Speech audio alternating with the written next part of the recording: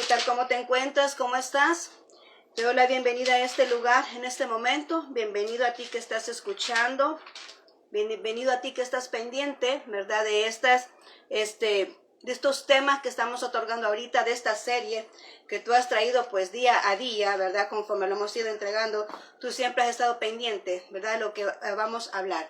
Así que bienvenido a este lugar, bienvenido a mi mesa espiritual, a la mesa de Jehová nuestro Dios. Así que vamos a orar en este momento para que sea Dios, ¿verdad? Hablando a través de mi persona. Y bueno, para que podamos ya empezar de lleno lo que es ya con este último tema, ¿verdad? De lo que corresponde a la serie Venciendo en el Desierto. Así que acompáñenme en este momento. Gracias, bendito Dios, ya estamos aquí, ya listos y dispuestos, Señor, para compartir esta poderosa palabra que tú has puesto en mi corazón, Señor. Te ruego, Padre mío, que seas tú obrando, Señor, que seas tú transmitiendo esta palabra, Señor. Toma control de todo lo que pueda acontecer a nuestro alrededor. Toma control, Señor, de las palabras para que puedan llegar de una manera efectiva a los corazones de las personas que me están escuchando en este instante. Que esta semilla no se pierda, sino que haga, Señor, el propósito por el cual está siendo enviada esta palabra, así como lo dice la Santa Biblia, Señor. Gracias, Cristo Jesús. Amén y amén. Muy bien, seguimos con la serie Venciendo en el Desierto. Ya estamos con el último tema. Y bueno, ¿cómo se llama esto? Sacerdocio en el desierto. Sacerdocio en el desierto. Vamos a hablar de esto. Yo no sé si tú te has preguntado, pero a mí sí me vino este interrogante. Y yo, bueno, dije, en lo que yo estaba leyendo todo esto, dije, Señor, ¿por qué tú no esperaste entrar a la tierra prometida para poder establecer esto? No sé si te has preguntado por qué Dios decidió venir y levantar un tabernáculo en medio del desierto. ¿Y por qué vino y llamó a una familia para que viniera y ejerciera, ¿verdad?, la labor sacerdotal en el desierto? ¿Por qué no esperó el Señor llegar a la tierra prometida? No sé si te has hecho esas preguntas. ¿Por qué no lo hizo después, no que lo hizo en medio del desierto?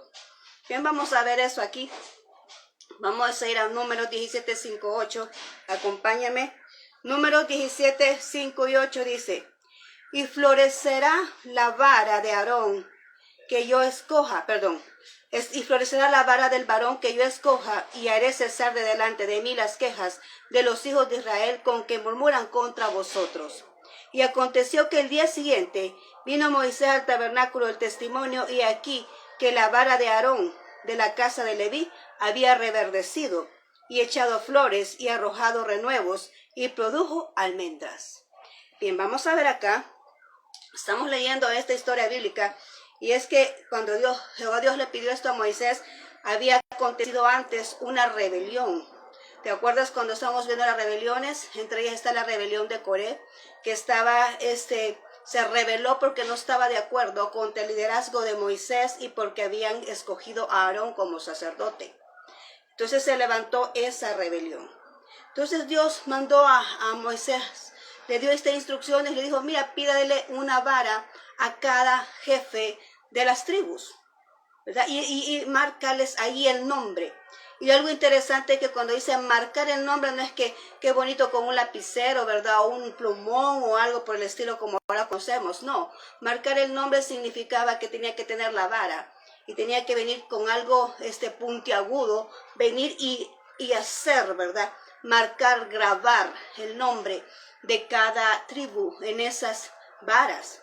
¿Qué simboliza eso? Simboliza el dolor, el sufrimiento, el proceso, ¿verdad?, que se tenía que llevar a cabo para que alguien viniera y pudiera ejercer ese cargo. Ahora, no es alguien que quisiera, ¿verdad?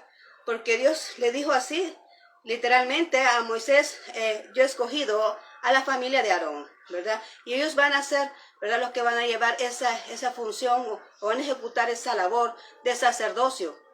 Entonces, vino él y le dijo para que los hijos de Israel dejen de murmurar, para que ellos vengan y dejen de criticar, para que ellos vengan, dice aquí, dejen de levantar esas rebeliones. Yo voy a demostrar quién es el que yo he escogido. Entonces vino y le dice, tráeme esas varas, pon el nombre de cada tribu y las vas a poner allá en el arca del pacto, ¿verdad? La vara que florezca, esa es de la persona que yo he escogido. Entonces viene acá y lo podemos leer, hay una historia, ¿verdad?, que dice que al día siguiente que llegó Moisés, como lo acabamos de leer, reverdeció una y la que reverdeció fue la de Aarón. Y no solamente reverdeció, sino que produjo renuevos. Eso quiere decir que era una línea, ¿verdad?, continua de generaciones en el área sacerdotal, ¿verdad? Todo el linaje de Aarón iba a ser dedicado para el sacerdocio. Por eso es que salieron renuevos y almendras, que son los frutos, ¿verdad?, de ese árbol. Vemos ahí lo que remarca, que es el dolor, el sufrimiento, cuando viene y remarca el nombre de la tribu. Pero dice en el Nuevo Testamento, en Romanos 8:28, que a todos los que somos llamados, a los que Dios ha escogido, a todas las cosas les resultan a bien. Y nosotros hoy en día, cuando nosotros nos llama, porque Dios sigue siendo el mismo, aquí nadie dice, es que yo quería y por eso me involucré. No, la mayor parte de gente, los que son legítimos, los que son verdaderos, son aquellos que no querían, son aquellos que siempre pusieron pretextos, son aquellos que dijeron, Señor, ahorita no puedo, estoy haciendo otra cosa, estoy ocupada, quiero terminar esto. Pero son todos aquellos que decían, Señor, no quiero esto.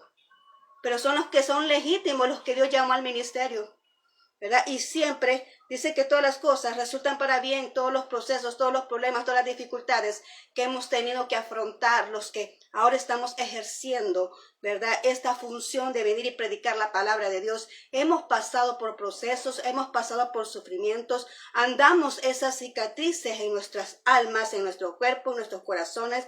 Donde quiera que el enemigo nos haya atacado, ahí andamos cargando esas cicatrices, como lo era la vara de Aarón. Aleluya. Como lo era la vara de Aarón. Quedó marcada, quedó la cicatriz ahí del nombre de cada una de las tribus, pero él floreció la que Dios escogió. Nosotros andamos marcados, ¿verdad?, por todo aquello que nos acontece, pero florecemos porque por la voluntad de Dios, por la gracia de Dios, florecemos porque Dios es el que nos respalda y nos ayuda a salir adelante y a producir de acuerdo al propósito que está establecido en nuestras vidas. Entonces, aquí podemos ver esto. Pero vamos a ver ciertas situaciones acá en lo que lleva lo que es el sacerdocio, aquí en el desierto. Me llama mucho la atención, como te decía al principio, ¿por qué Dios destinó llamar a alguien en el desierto? ¿Por qué no esperó a la tierra prometida? Pero es que lo que pasa es que en el desierto es cuando nosotros vemos y descubrimos todo aquello que Dios ha puesto en nuestro interior, todos esos dones, todos esos talentos, todo aquello que nos va a servir para el ministerio, lo encontramos en el desierto. Cuando hablamos de un desierto es que no podemos ver nada al exterior. No hay nada, es algo que está vacío, ¿verdad? El desierto es algo que está vacío, no hay nada, no hay recursos, no hay nada donde nosotros podamos venir y habilitarnos y decir esto se va a hacer de esta manera. Cuando alguien se encuentra en un desierto, entonces tiene que venir y buscar de su interior cómo hacer, venir y buscar estrategias, buscar como un camino, cómo seguir, ¿verdad? Esperando la voluntad de Dios, porque el que está dirigido por Dios solamente lo hace cuando Dios viene y le da la indicación, entonces viene y camina sobre esa indicación. Camina sobre la orden que Dios da. Pero cuando alguien está en el desierto es donde se descubre, donde se desarrolla qué es lo que es la persona, qué es capaz de hacer, hasta dónde puede soportar, hasta dónde están sus límites. Es en medio del desierto. Y eso es lo que Dios quería demostrar aquí. Le marcó la vara, pero en pocas palabras significa, no importa las cicatrices, Aarón, no importa las cicatrices que va a tener que llevar tu vida, pero el respaldo de Dios lo iba a hacer florecer, ¿verdad? Lo iba a hacer avanzar en lo que Dios había destinado para su vida, y eso mismo nos dice a nosotros. Ahora bien, vemos ahí el primer punto, que es una preparación. Vemos que hay una preparación ahí, ¿verdad?, para el sacerdocio. Lo vemos ahí en Éxodo 28:2, ¿verdad? Éxodo 28:2 dice, y harás vestiduras sagradas a Aarón tu hermano, para honra y hermosura. Me llama mucho la atención esto que dice, le dice a Moisés, y harás vestiduras sagradas para Aarón tu hermano, para honra y hermosura. Es que esos dos términos nos dicen mucho de lo que Dios quería reflejar en la vestimenta de Aarón. No solamente vino y le dio lineamientos para un tabernáculo sorprendente, maravilloso, hecho con los mejores materiales, con oro, ¿verdad?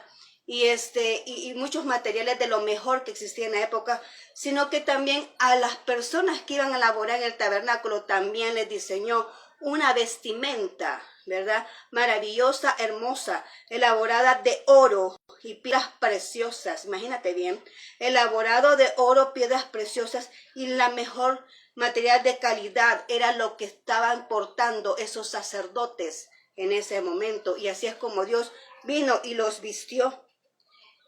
La vestimenta representa el proceso que toda persona debe cruzar para ejecutar el llamado de Dios, porque estaba hecho de oro. Y el oro lleva un proceso. Las piedras preciosas del pectoral, ¿verdad?, que llevaba Aarón también representan, aunque tiene otro significado, ¿verdad? Pero también representan las piedras, me quiero basar en este punto, que las piedras también se obtienen a base de un proceso. No se obtienen así nomás, tienen un proceso, hay que cortarlo, ¿verdad? Hay que limpiarlo. Entonces también eso, la vestimenta, estaba vestido de oro, estaba vestido de la mejor calidad de material, estaba vestido de piedras preciosas. Y significa que cada persona que viene y ejerce el ministerio o cada persona que está llamada a la obra de Dios va vestido de los procesos, va vestido, ¿verdad?, de todo aquello que Dios ha permitido, ¿verdad?, que nosotros vivamos para poder tener ese mejor desempeño. Porque una persona procesada es una persona que puede responder a la posición que Dios le ha asignado. Entonces, por eso es necesario venir y tener esa cobertura de Dios a través del proceso que representa para mí en esta ocasión esto. ¿Qué dice el Nuevo Testamento referente a eso? Dice que no nos ha venido prueba que no podamos soportar. En 1 Corintios 10:13 nos dice que Dios conoce nuestros límites. Dios a veces nos expone hasta que podamos llegar y así conocer nuestros límites, y Él también lo conoce de antemano. Por eso las pruebas y todo lo que viene en nuestra vida no es para desaparecernos, sino para hacernos personas más hábiles, más maduras, para poder venir y afrontar cualquier dificultad, para afrontar cualquier reto, para superar cualquier situación difícil que se nos pueda presentar a través o por medio, ¿verdad?, de lo que nosotros estemos ejecutando, para poder afrontar, ¿verdad?, de una forma correcta lo que pueda estar surgiendo de acuerdo a lo que estemos realizando. Ahora bien, dice ahí, ¿verdad?, que hubo un momento de consagración. Cuando Dios llamó a Aarón, hubo una consagración y hubo ciertos puntos que se ejecutaron en ese momento. En Éxodo 29:4 dice que lo primero que hizo Moisés con Aarón, que fue la instrucción que Dios le dio, que le iba a lavar, lo iba a lavar con agua, ¿verdad? Le iba a lavar su cuerpo, sus pies con agua. Después que le iba a ungir la cabeza con aceite, y eso está allá en Éxodo 29:7, Éxodo 29:7 dice que le iba a ungir la cabeza con aceite. Después lo iba a vestir, y esto es para él y la familia de Aarón. Los hijos de Aarón estaban también involucrados en todo esto. Los vistió, dice, les puso todo, ¿verdad?, en la vestimenta. Y algo muy particular en la vestimenta de Aarón es que en la parte de abajo de la túnica llevaba unas campanitas. Y dice la palabra de Dios ahí en el 28:35 de Éxodo, dice que cada vez que Aarón entraba al lugar santísimo tenía que ir sonando esas campanitas. Tenían que sonar, ¿para qué? Porque eso es lo que daba la seguridad de que el sacerdote estaba con vida. Incluso dice la palabra de Dios que tenía que hacerlo para que no muera. Entonces, ¿qué significa eso? Significa que esta persona, para entrar ahí, tendría que estar haciendo un movimiento. No podía ir caminando normalmente como nosotros lo hacemos, sino que tenía que ir quizás danzando en la presencia de Dios para que esas campanitas hicieran ese ruido y poder estar atentos de que el sacerdote se mantuviera vivo, porque al entrar al lugar santísimo nadie podría entrar con pecado. Recordemos que el pecado es el que aleja a la persona de Dios. Y en ese momento no había venido nuestro Señor Jesucristo a pagar ese precio. Entonces, cada quien en ese tabernáculo que Dios instituyó ahí, la persona no podía entrar a ese lugar donde estaba la presencia de Dios, donde estaba el arca del pacto, porque si esa persona había pecado, ¿verdad?, ahí mismo quedaba muerto. Y la única persona que podía entrar ahí era el sacerdote Aarón, ¿verdad? Era el único que podía entrar ahí. ¿verdad? De ahí nadie más podía hacerlo porque moría. Y por eso es que llevaban las campanitas para que él pudiera venir y hacer ese sonido y asegurar que él estaba con vida. ¿Qué más vemos acá? Dice que al frente llevaba una mitra que decía santidad a Jehová, y esto está en el 2:38 de Éxodo. 2:38 de Éxodo dice que le puso una mitra acá y decía aquí en la frente santidad a Jehová. Ese es un compromiso. ¿Y por qué en la frente? Porque recordemos que la misma palabra lo acabo de decir, tenía que estar presente en sus pensamientos, todas las leyes, los estatutos, los mandamientos, todo lo que Dios había dicho, tenía que tenerlos él en sus pensamientos para recordárselo al pueblo, ¿verdad? Para poderles decir lo que Dios había establecido, los mandamientos, los estatutos, todas las leyes, todo lo que Dios había ordenado en ese momento, tenía que estar acá, y eso era lo que les iba a mantener esa vida de santidad a Jehová, ¿verdad? Por eso es que le había puesto acá, ¿verdad? Esa mitra. ¿Qué más dice aquí? Dice que había, en el momento, ¿verdad?, de esa consagración, hicieron una ofrenda y un holocausto a Jehová. Luego dice ahí que tenían que rociar, esto está en Éxodo 29:21. Éxodo 29:21 dice que después del holocausto, después de que hicieron ese sacrificio, tomaron sangre del holocausto y le rociaron aceite y sangre en las vestiduras a Aarón, ¿verdad? Y eso significaba que en ese momento estaba ya santo, ya estaba santificado para venir y ejercer la labor, ¿verdad?, que Dios le había destinado. Y no solamente eso, sino que en sus vestimentas Dios le dijo algo bien peculiar, y quiero que pongas atención en esto porque Dios lo piensa en todo, y a mí me maravilla porque Dios piensa en todo. Le dice a Moisés, les vas a hacer unos calzoncillos, ¿verdad?, que queden largos, ¿verdad?, para que cuando ellos suban al altar no muestren su desnudez a las personas que están ahí. ¿Te puedes ver la calidad de santidad que Dios quería en estas personas? ¿Te puedes ver la calidad de que tienen que estar apartados para Dios? En este momento iban a entrar 7 días dentro del tabernáculo. Después de haber ungido, iban a pasar 7 días en el tabernáculo encerrados Aarón y sus hijos. No podían mezclarse con nadie más, porque estaban literalmente apartados para Dios en ese momento. ¿Te puedes ver cómo es Dios? ¿Te puedes ver cómo es Dios que le dice, vas a apartármelos a ellos? No van a salir del tabernáculo porque están con el aceite de la unción y van a estar dentro, van a permanecer dentro por 7 días, que es el número de la perfección. Por 7 días. Ahora, ¿qué nos dice el Nuevo Testamento acerca de esto? Porque Dios piensa en todas sus vestimentas de honra, ¿verdad? Esas vestimentas, como lo dice acá en el principio, ¿verdad?, de honra y de hermosura, porque llevaba piedras preciosas y estaba de lujo, ¿verdad?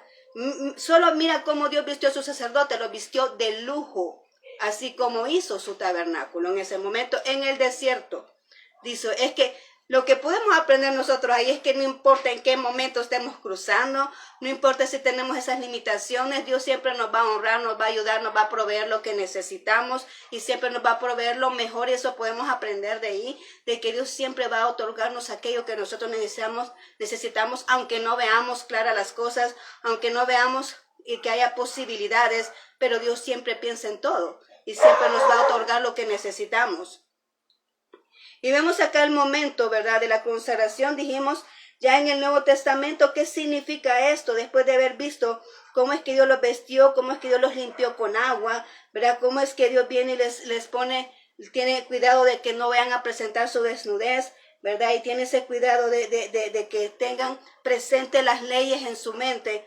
Pues, ¿qué dice el Nuevo Testamento? Bueno, el agua, para empezar, significa la palabra de Dios, ¿verdad? Y lo vemos ahí en Efesios 5:26, donde dice que habiéndola purificado en el lavamiento del agua por la palabra, estamos hablando esa parte donde dice que la palabra de Dios es la que purifica a la iglesia, es la palabra de Dios que limpia a la iglesia a través del agua de la palabra de Dios. Está simbolizando la palabra de Dios como el agua que lava los pecados, que purifica, ¿verdad?, la iglesia, en el sentido de que ahí nosotros tenemos todos los mandamientos, todos los estatutos, tenemos toda la palabra de Dios, tenemos todo lo que Dios requiere, tanto en el Antiguo como en el Nuevo Testamento. Dios nos ha hablado de lo que Él requiere de cada uno de nosotros. La Biblia es nuestro manual de vida cristiana. Y ahí está contemplado todo lo que Dios nos ha querido otorgar para mantener una vida santa, agradable a Dios. Amén. Entonces, a través de esa palabra, Dios nos transforma, nos cambia nuestra vida, nos conduce, nos orienta, ¿verdad? Entonces nos redarguye. Así es que ahí podemos tener esa agua espiritual que nos limpia a nosotros. Además, dice allá que fueron ungidos con aceite. Ahora nosotros tenemos al Espíritu Santo. Dice allá, ¿verdad? En Efesios 1:13 que nosotros fuimos sellados por el Espíritu Santo. Dice que habiendo oído la palabra de verdad, el Evangelio de Jesucristo, fuimos sellados con el Espíritu Santo de la promesa. Y ese sello lo andamos cargando en el corazón, y en ese momento también nosotros fuimos ungidos. Cuando nosotros recibimos a Jesús en nuestro corazón, fuimos ungidos en ese momento. Ahora tú puedes decir, bueno, ¿y qué pasa? ¿Por qué no resulta? ¿Por qué muchas veces yo oro y no sucede esto? ¿Por qué no veo funcionar mi unción? ¿O por qué yo no identifico cuál es mi unción? Y es que eso es lo que pasa, que la unción la tenemos, pero la unción toma fuerza cuando nosotros venimos y estamos en esa intimidad con Dios. La unción toma fuerza cuando somos procesados. Cuando venimos y pasamos por esas pruebas difíciles, ahí es donde toma fuerzas nuestra unción, o donde podemos identificarla. Pero toma fuerza cuando estamos en la presencia de Dios. Pero sí hemos sido ungidos, tenemos al Espíritu Santo de Dios adentro. Y en ese momento Él nos selló nuestro corazón y somos ungidos a través de Él. Ahora, las campanitas pueden simbolizar la adoración a Dios. Dice Juan 4:24, que Dios es espíritu y que busca a personas que le adoren en espíritu y en verdad. Es una simbología, la danza, el canto, la adoración con nuestras palabras, con nuestro comportamiento. Todas esas son puntos específicos de lo que es una adoración a Dios. Y cuando dice ahí en Juan 4:24, que Dios busca personas que le adoren en espíritu y en verdad, aquellos que con el corazón sincero vengan a Dios y puedan otorgar esa adoración a aquel que se lo merece, que es nuestro Señor Jesucristo. Entonces vemos acá a Aarón dentro de la presencia de Dios, danzando, moviendo sus campanitas ante la presencia de Dios, ante el arca del pacto, donde estaba la presencia de Dios. Pero nosotros ahora en día lo hacemos a través de nuestro comportamiento, a través de nuestra alabanza, a través de las palabras que podamos expresar mencionando sus atributos, y también danzando. ¿Por qué no? ¿Verdad? Porque cuando la danza es de Dios, la danza es de Dios. El enemigo la ha pervertido, pero la danza es de Dios, y así como le robó la música, también le ha robado la danza. Pero la danza está contemplada en la palabra de Dios como para honrar su nombre, para adoración de su nombre. Entonces, esas campanillas pueden simbolizar la adoración a Dios. Ahora, los mandamientos, no hay una mitra que podamos cargar como Aarón, que diga ahí santidad a Dios, pero sí sabemos que tenemos que tener esa santidad. Pero dice Hebreos 8:10, ¿verdad? Ahí dice en Hebreos 8:10 que ahora nuestro Señor Jesucristo, escribe los mandamientos en nuestra mente y en nuestro corazón. Ahí están grabados, ahí están puestos. Y ahí dice que nosotros ahora somos pueblo suyo. ¿Por qué? Porque cuando nosotros venimos y le recibimos, también venimos y reconocemos esos mandamientos, y están en nuestra mente y están en nuestro corazón, y eso es lo que nos lleva ahora a poderla cumplir, a poder venir no para salvación, sino para honrar el nombre de Dios. Amén. Ahora, ¿qué más decía aquí? La sangre de Cristo, ¿verdad?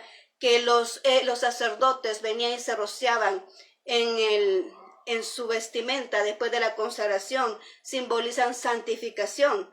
Pero nosotros ahora estamos rociados por la sangre de Jesucristo.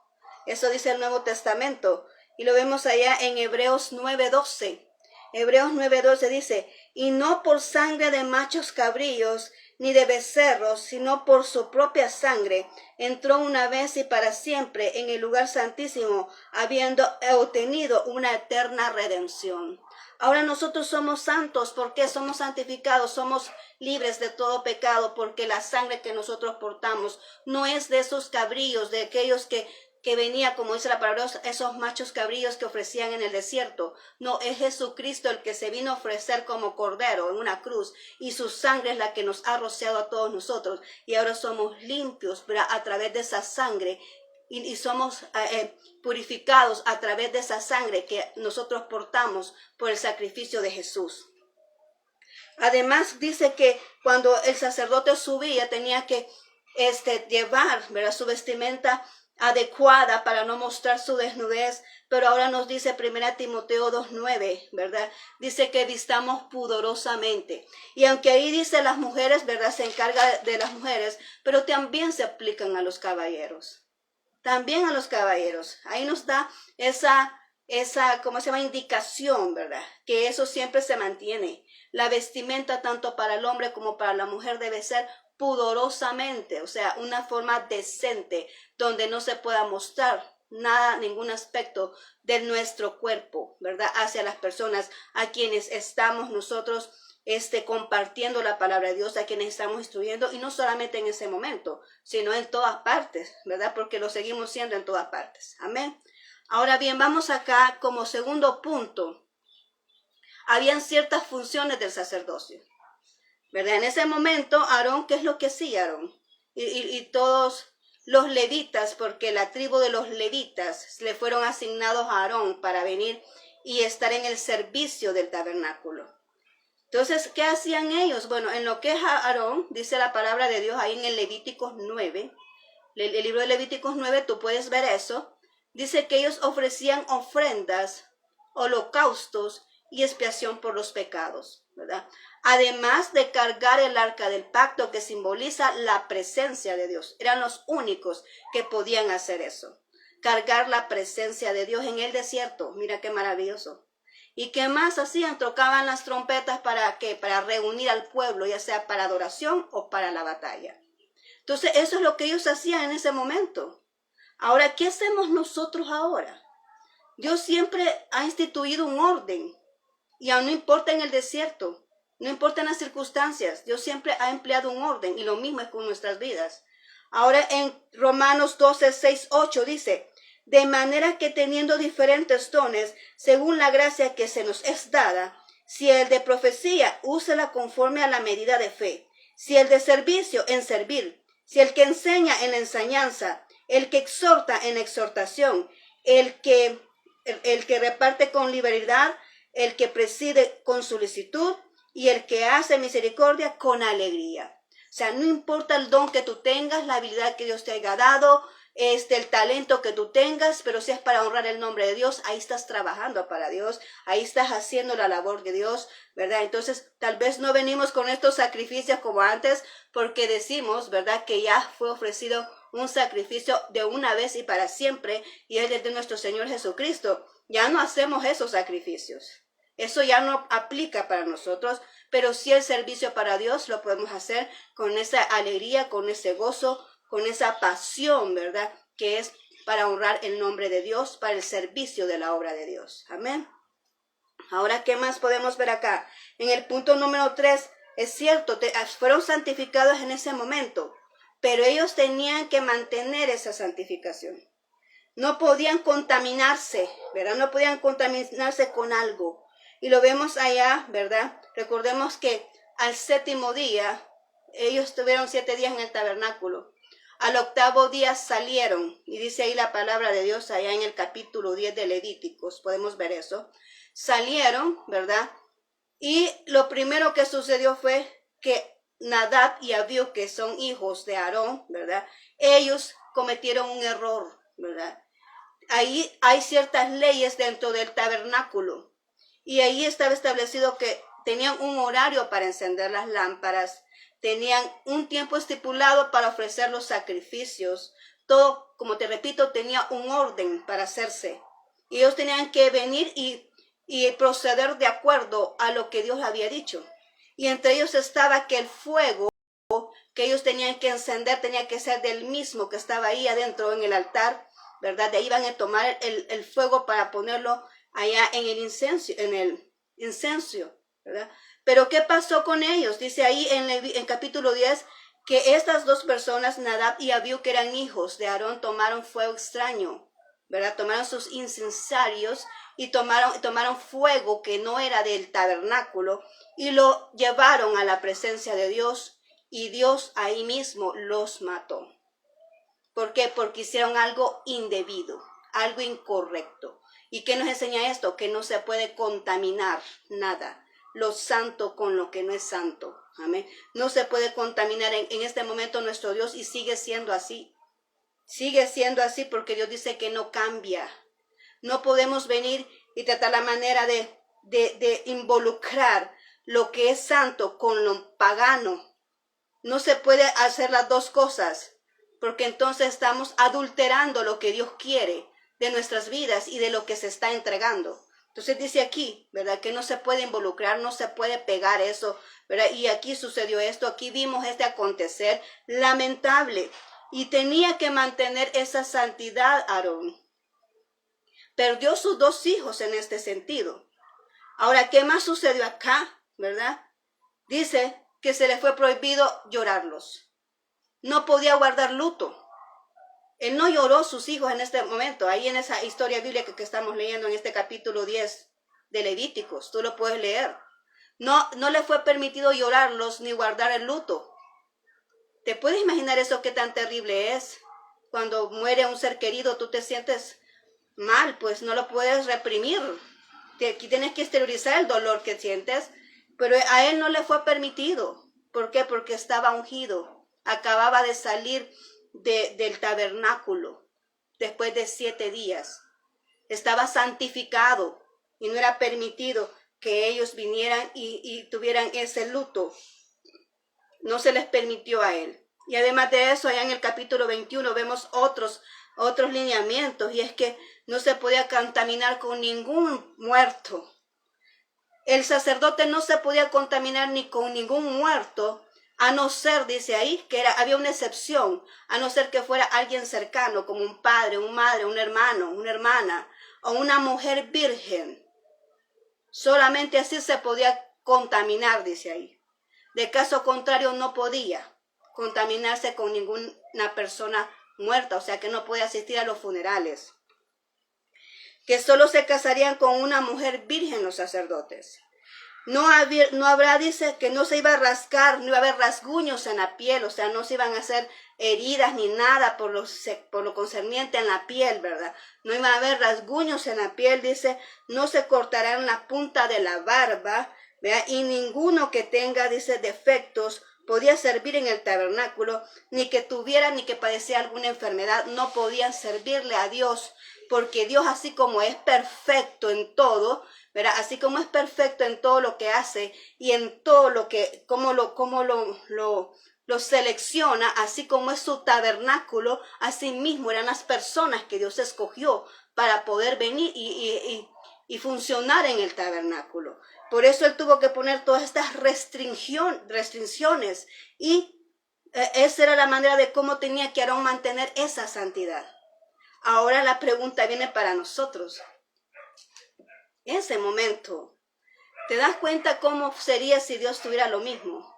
Porque esto lo que nos ayuda es saber cómo es que Dios llamó a una persona en el desierto, pero cómo es que Él requiere tantas cosas y cómo nos lleva a nosotros a meditar y a reflexionar y poder valorar lo que es el sacrificio de Jesús. Porque para este entonces se pedía todo esto. El sumo sacerdote tenía que ir íntegro, intachable, porque si no moría ahí mismo. Ninguna persona con defecto podía servir al Dios, porque Él es perfecto y todo lo que acontecía ahí alrededor de Él tenía que serlo. Entonces, así podemos ver cómo es Dios, cómo es su forma de obrar y cómo nos lleva a nosotros a tener ese compromiso de poder entregar lo mejor de lo que Dios ha puesto en nuestras vidas. Ahora, ¿qué pasa en el Nuevo Testamento? Ya no estamos restringidos como esa vez, como Dios lo hizo con Aarón, pero eso no quiere decir que no haya cambiado. ¿Sabes qué sucede? Lo que pasa es que ahora Él ya no nos ve a nosotros específicamente, sino que ve a Jesús y su sacrificio. Porque Jesús pagó ese precio por nosotros y ahora ya no nos ve a nosotros directamente, sino que ve el sacrificio de Jesús. y por eso Él es misericordioso con nosotros. Pero si eso no hubiese existido, igual como con Aarón, así mismo fuera ahora con nosotros, exigiéndonos para poder venir y trabajar en la obra de Dios. Ahora, ¿qué dice el Nuevo Testamento? Jesús vino a cambiar todas las cosas, ya no se hace lo mismo. Dice 1 Pedro 1:16. Dice, sed santos como yo soy santo, y lo está diciendo Jesucristo. 1 Pedro 1:16, sed santos como yo soy santo. O sea, no están todas aquellas leyes, pero sí, hay que guardar la santidad. O sea, no están todos aquellos lineamientos que le hicieron a Aarón, pero hay que guardar la santidad. ¿Qué significa santidad? Apartado para Dios. Hacer lo que Dios le agrada, hacer lo que Dios le honra, hacer lo que Dios se deleita de nosotros. Eso es ser santo. Apartado para Dios, no contaminarse con el pecado, más sabiendo que es pecado. No contaminarse con aquello que tenemos esas listas en el Nuevo Testamento.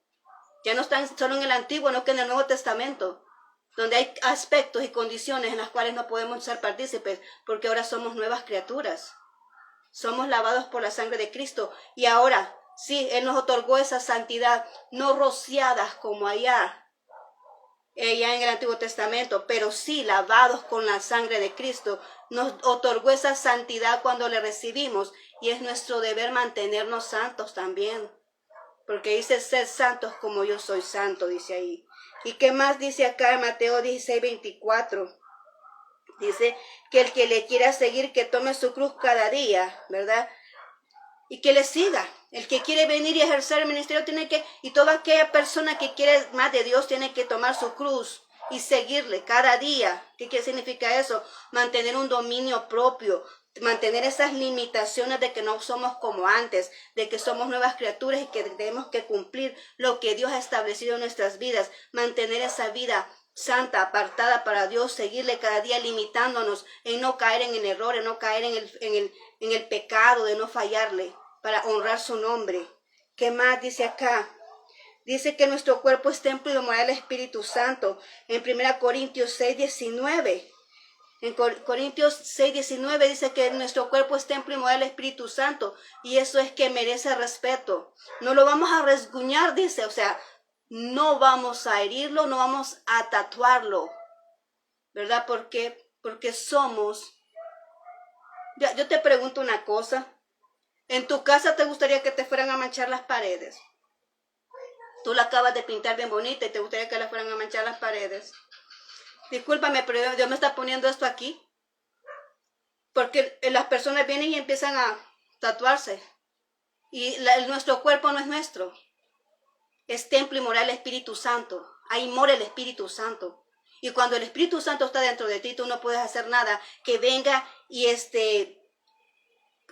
provoque daños en tu cuerpo.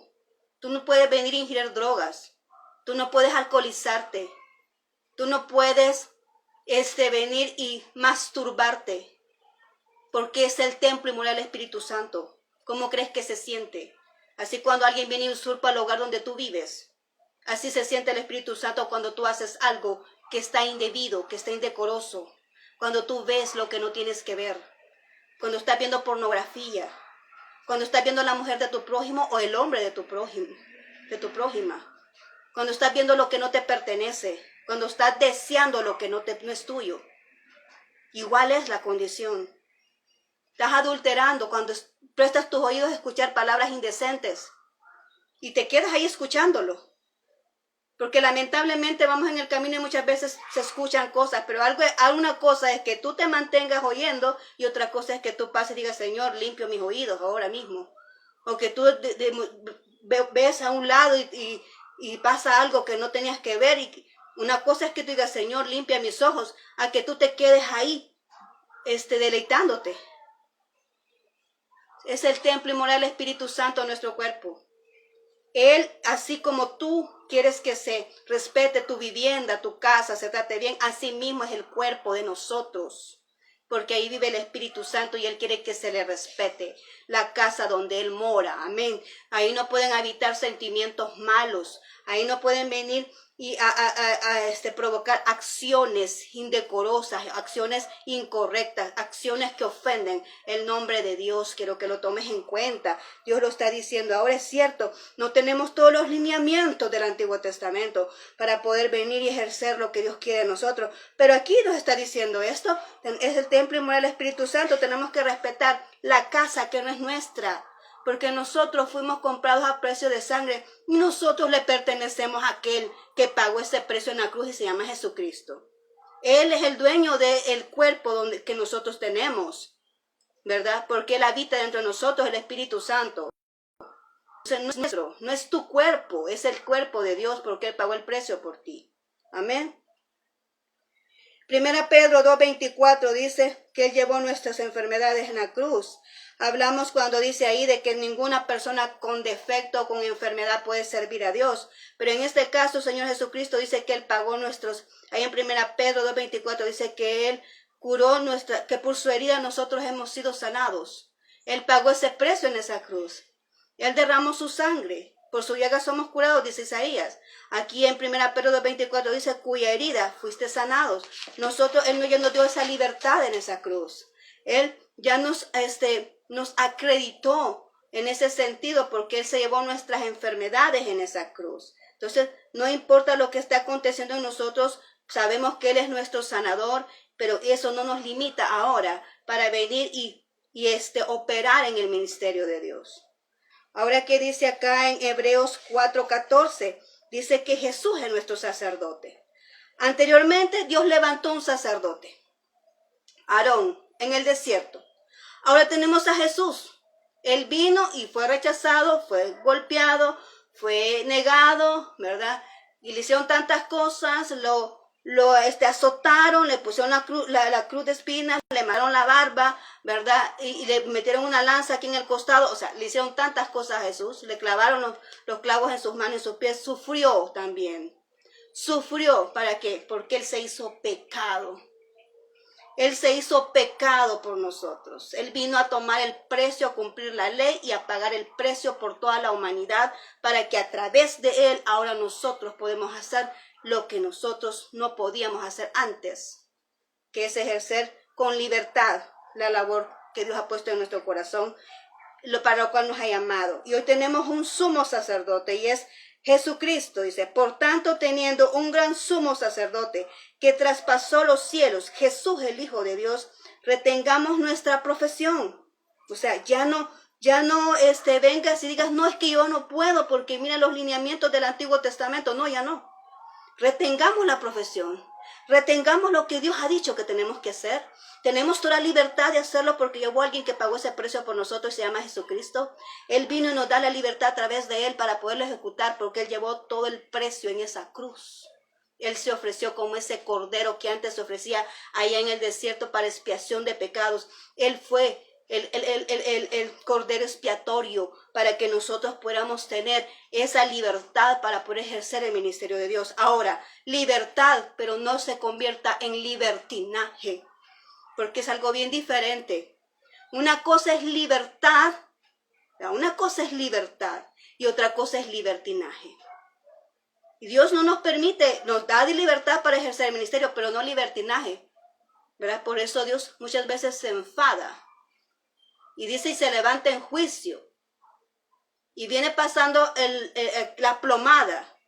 Porque primero empieza por las cabezas. Pero después por el cuerpo. Porque si es a Él. Dios quiere las cosas bien hechas. Porque hay alguien que pagó el precio. Y se llama Jesucristo. Amén. Ahora bien, después de todo esto hay un cuarto punto. Y es que como Dios también vio vino y los escogió, ¿verdad? Y demostró ante todos a quién había escogido. Los vistió, ¿verdad? Los santificó. Pero también viene acá, le da los lineamientos de cómo mantenerse santo. Pero también hay un sostenimiento, porque a los sacerdotes no se les permitía trabajar. El sacerdocio de Aarón estaban 100% en la obra de Dios, estaban 100% en el tabernáculo. Igual que los levitas, la tribu de los levitas no podía trabajar, no podía venir y involucrarse en otras cosas. Estaban ya destinados a lo que es el ministerio de Dios. Incluso cuando se repartieron las tierras, ¿verdad? Cuando ya vino Josué y repartió las tierras a cada tribu, a los levitas no se les fue repartido porque ellos no tenían derecho a heredad. Porque la heredad de ellos, dice la palabra de Dios, es nuestro Señor Jesucristo. Él es la herencia de los levitas. Entonces, ¿cómo hacían ellos? Aquí va esto para aquellas personas, ¿verdad? Que dicen de que por qué. Veamos aquí, esto viene desde el Antiguo Testamento y quiero a ti hablarte acá, ¿verdad? Con toda madurez y quiero a ti abrirte el panorama en nombre del Señor de lo que Dios instituyó en este punto. Dice aquí el sostenimiento, lo vemos en Números capítulo 18. Tú lo puedes ver, dicen que ellos no podían trabajar ni dedicarse a otra cosa. ¿Qué hacían ellos? ¿Cómo se alimentaban entonces esa familia? ¿Qué pasaba con ellos? Y lo vemos allá en el 18:21. Dice así, Números 18:21, dice: y aquí yo he dado a los hijos de Leví todos los diezmos en Israel por heredad, por su ministerio, por cuanto ellos sirven en el ministerio del tabernáculo de reunión. ¿Cómo es que ellos se alimentaban? Bueno, por lo que llevaban las demás personas de diezmo al tabernáculo. Llevaban sus animalitos y ellos ofrecían a sus animalitos, pero también habían parte para que ellos pudieran comer. Les llevaban sus diezmos para que los sacerdotes pudieran sobrevivir. Eso hacían en el Antiguo Testamento, allá en el desierto. Lo estamos viendo en Números, en el desierto. Ahora, ¿qué pasa en el Nuevo Testamento? Dice 1 Corintios 9:13. ¿No sabéis que los que trabajan en las cosas sagradas comen del templo y que los que sirven del altar participan? Así también ordenó el Señor a los que anuncian el evangelio que vivan del evangelio. ¿Qué significa esto? Dice, sigue aconteciendo lo mismo. No eres tú el que dices yo quiero ser, como te mencioné antes. Los legítimos, los verdaderos hijos de Dios llamados al ministerio, no son aquellos que se han ofrecido, son los que Dios ha llamado, los que Dios ha escogido. Y esas personas que Dios ha escogido son las que están 100% al servicio del evangelio. Aquellos que vienen y trabajan en la obra de Dios. El que andan visitando a la viuda, el que andan allá visitando a los huérfanos, el que andan en las cárceles, el que andan predicando en las plazas, que andan predicando en los parques, que andan predicando a todo mundo, que andan viendo y andan enseñando la palabra de Dios, que están 100% en la obra misionera, en la obra evangelística, en lo que están dentro de las iglesias pastoreando. Son personas que los ha llamado 100% a la obra de Dios. ¿De dónde va a comer toda esta gente? Dios pensó en eso, es que eso es lo que estamos viendo aquí. Dios pensó en eso. Ahora, el apóstol Pablo dice, yo tengo derecho a esto, dice el apóstol Pablo, pero es que él trabajaba de hacer tiendas y decía, yo trabajo para no servirle de carga a la iglesia, pero él dice que él tenía derecho de esto, porque esto lo instituyó Dios, no lo instituyó un hombre. Esto lo instituyó Dios desde el Antiguo Testamento, que el sacerdocio Dios lo escogió para venir y llevar, ¿verdad?, esa labor de predicar la palabra de Dios y de orientar a sus hijos en la obra de Dios, ¿verdad? Lo hizo desde el Antiguo Testamento y sigue siendo lo mismo ahora porque Jehová Dios no cambia, sigue siendo lo mismo ahora. Entonces ahora yo te digo a ti, que dices, ¿por qué comen de los diezmos? Es que en la Biblia está escrito, está legalmente la persona que viene y tiene un salario de los diezmos está en lo legal, porque aquí dice la palabra de Dios eso. Aquí dice, y muchas veces pecamos porque no sabemos, pero aquí está la palabra de Dios y ahora yo te lo digo con mucho respeto. La palabra de Dios aquí está instituido, que la persona que trabaja para el evangelio tiene que comer del evangelio, de lo que hace, ese es su trabajo. Venir y preparar un mensaje, venir y a predicar la persona, ese es su trabajo. Venir y visitar al huérfano, ese es su trabajo. Venir y llevar la palabra de Dios a las cárceles, ese es su trabajo. Y por lo tanto merece que se le entregue lo que le corresponde de acuerdo a la palabra de Dios. Amén. Ahora bien, el apóstol Pablo trabajaba. Hay personas que tienen su ministerio, pero que también trabajan. ¿Verdad? ¿Por qué? Porque no quieren hacerle cargo a la iglesia, o porque está muy pequeña, o porque no le han asignado su salario. Eso ya es otra cosa, pero solamente quería yo mencionarte esto, que está escrito en la palabra de Dios. Amén. Ahora bien, vemos cómo Dios piensa en todas las cosas. Este es el último tema. Vemos cómo Dios piensa en todas las cosas. Él viene y dio lineamientos, como hemos podido ver en esta serie. Y es que Venciendo en el Desierto fue el nombre que Dios me dio a esta serie. Y bueno, hemos podido ver los temas. Este es el tema número 13, ¿verdad? De los cuales yo he venido otorgando.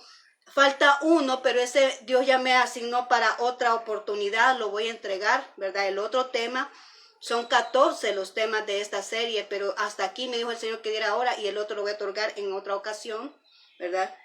Pero vemos cómo Dios preparó todo en el desierto, cómo Dios nunca dejó solo a su pueblo, cómo Dios viene y le otorgó esa bendición de ese alimento, de ese cuidado, de esta guianza, cómo Dios viene y establece un orden en medio del desierto, donde cuando nosotros pasamos por un desierto viene el caos, viene la confusión, viene la incertidumbre, pero Dios establece un orden, un lineamiento en el desierto. Y es que eso nos dice a nosotros que Dios, a pesar de nuestras confusiones, siempre nos va a guiar, que Dios, a pesar que no veamos los recursos, siempre los vamos a tener. Es que Dios nos está diciendo que Él no importa en qué condición nos encontremos, cuando nosotros le tomamos en cuenta a Él siempre está para ayudarnos y permitirnos avanzar en lo que Él ha establecido para nosotros. Vemos cómo levanta un tabernáculo para que digan en el medio del desierto donde no se encuentra nada, encuentren con la presencia de Dios ahí, aunque no quisieron escuchar su voz, pero Él se colocó ahí en el centro, en el desierto. ¿Para qué? Para que ellos se dan cuenta que ahí estaba él con ellos. Y lo mismo es con nosotros. En medio de nuestro desierto podemos contar con Dios porque siempre está con nosotros. Levantó un sacerdote para que les recordara la palabra de Dios, para que les recordara los estatutos, para que viniera y los acercara a Dios, para que llevara el pecado suyo y del pueblo, dice la palabra de Dios. Dice Aarón, tú y tu familia vas a llevarme el pecado del pueblo y tus pecados. Él iba a ser el que iba a interceder por ellos. Hoy ya no existe eso. Porque ahora quien intercede por nosotros es nuestro Señor Jesucristo. Él es el que intercede por nosotros. Amén. Él pagó el precio, Él es nuestro sumo sacerdote y Él está con nosotros en todo momento. Ahora yo quiero terminar diciéndote en este punto bien importante y bonito y maravilloso. Allá en Números 6, 22, 27. Números 6, 22, 27 dice aquí, con esto quiero terminar, y dice: Jehová habló a Moisés diciendo: habla a Aarón y a sus hijos y diles: así bendecirás a los hijos de Israel, diciéndoles: Jehová te bendiga y te guarde. Jehová haga resplandecer su rostro sobre ti y tenga de ti misericordia. Jehová alce sobre ti su rostro y ponga en ti paz. Y pondrás mi nombre sobre los hijos de Israel y yo les bendeciré. Amén. Esto es lo que Dios le dijo a Aarón de la manera de cómo tenía que bendecir al pueblo de Israel. Palabras hermosas, maravillosas que aumentan nuestra fe, ¿verdad? No palabras de aquellas que ¿para qué estás haciendo eso, hombre, si no servís para eso? No, tú no tenés derecho a hacer lo que haces. No cabes aquí. No, ¿verdad? Mira lo que le dice: Jehová te bendiga y te guarde. Cuando dice Jehová te bendiga y te guarde, diciendo no, que Él te supla, te colme de bendiciones, que Él te colme de su bienestar.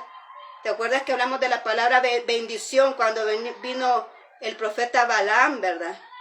Que bendición significa colmar de posesiones. Dice que el Señor te bendiga y te guarde. Jehová te haga resplandecer su rostro sobre ti, o sea, que cuentes siempre con su presencia, que siempre te guíe, que siempre te respalde, que siempre te guarde, que siempre tengas a Él la presencia suya en ti, y que tenga de ti misericordia, ¿verdad? Ese regalo inmerecido todos los días, que no lo merecemos, pero Dios siempre tiene su favor para con nosotros. Entonces Jehová dice: alce sobre ti su rostro y ponga en ti paz. Qué maravilloso es la bendición que Dios dice que le otorguemos al pueblo, que va a salir adelante, que a pesar de cualquier problema va a triunfar, porque no está solo. Dios está a su lado. y que su presencia siempre va a permanecer con él y que va a tener paz en medio de la tormenta. Amén. Así que esta es la palabra de Dios para ti. Con esto terminamos esta serie. Yo te agradezco mucho, ¿verdad?, haberme otorgado este tiempo y haber estado pendiente de cada uno de los temas. Espero que haya sido de bendición para tu vida, así como lo ha sido para la mía. Bueno, quedamos pendientes. Vamos a seguir con otras series. Estamos ya tenemos casi a 3 meses, casi ya desde culminar, ¿verdad?, este año. Pero tenemos esa serie. Recordemos que yo te diste, para recordarte que Dios me otorgó una serie por cada mes. Algunas se han cambiado, otras han quedado ahí porque Dios me ha venido cambiando, ¿verdad?, lo que son las series, pero ahí están contempladas y vamos a esperar, ¿verdad?, que Dios me otorgue, ¿verdad?, el lineamiento para la siguiente serie. Yo siempre te voy a esperar aquí, siempre vamos a estar compartiendo la palabra de Dios, ¿verdad?, con lo que respecta a mi persona. Así que muchas gracias por tu atención. Vamos a orar dándole gracias a Dios porque hemos culminado esta serie. Gracias, bendito Dios. Ya hemos compartido este tema hasta como tú me has mencionado en este momento, según tus lineamientos, Señor. Hemos compartido este tema, este último tema de esta serie.